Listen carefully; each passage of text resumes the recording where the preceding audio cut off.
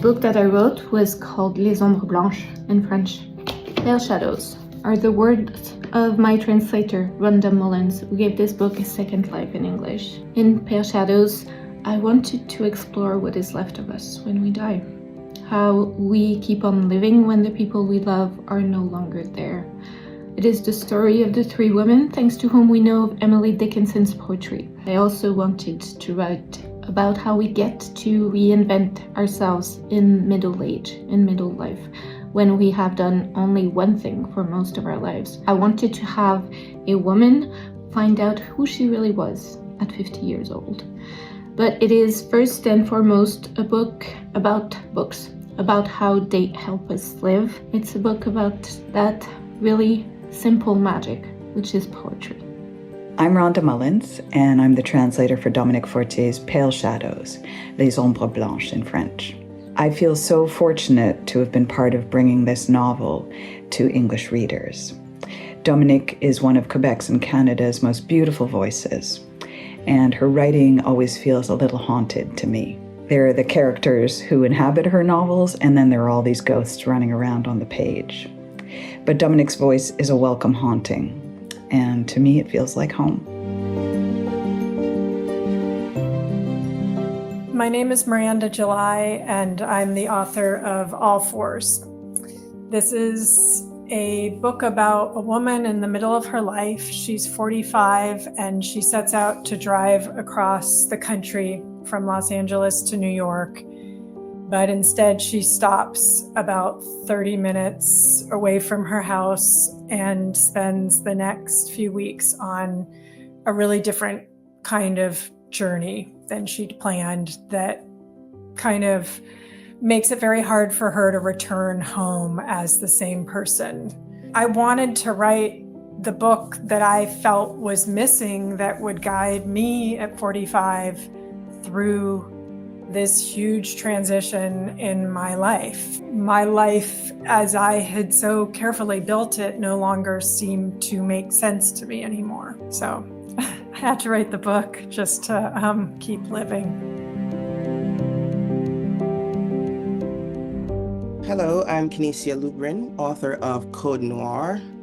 It is a book that collects 59 stories in relation to King Louis XIV's 1685 edict of the same name, Code Noir. These were the slave codes that tried to legislate what cannot be legislated: extreme violence and social death for Black enslaved Africans in the French colonial empire.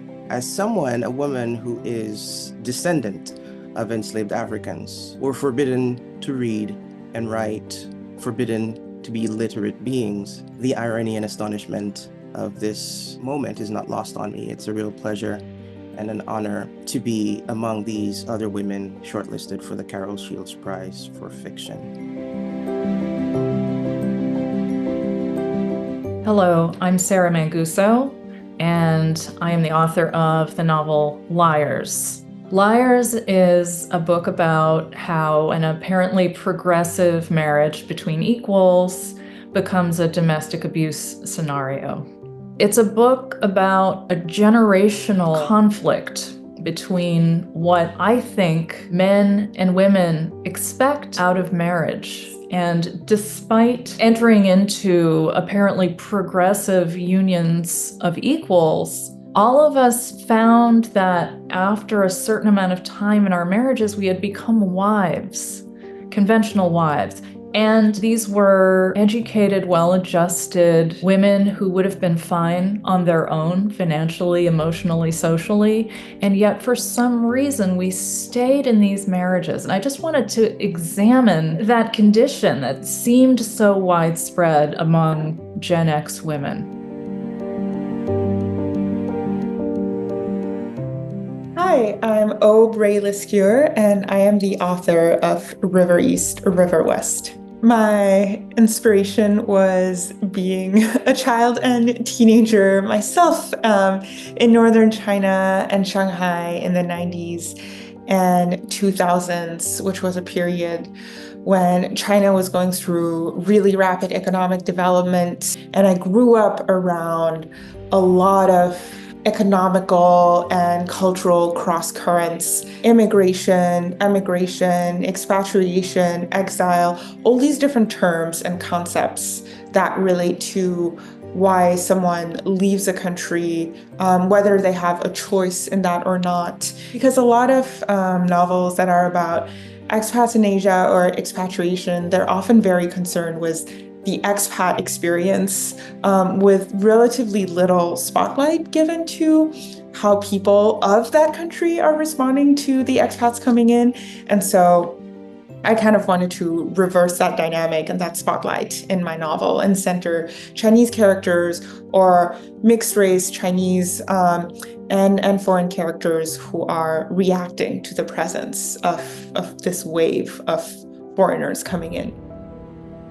The Carol Shields Prize offers a way not just to lift up women and non-binary authors, but it offers a way to connect or reconnect the United States and Canada in an era when that very partnership is at risk. I think the Carol Shields Prize is already a formidable institution because it really understands that the more space you make for unlikely conversations to emerge, the greater the impact that you have on the quality of art. I do have a special love for the fact that this prize recognizes non-binary writers. My child is non-binary, and the child in All Fours is non-binary, and that's really stuck out for some readers and been a bridge too far. It's just nice to know that that wasn't the case here, that in fact there is a welcome space for people like my kid.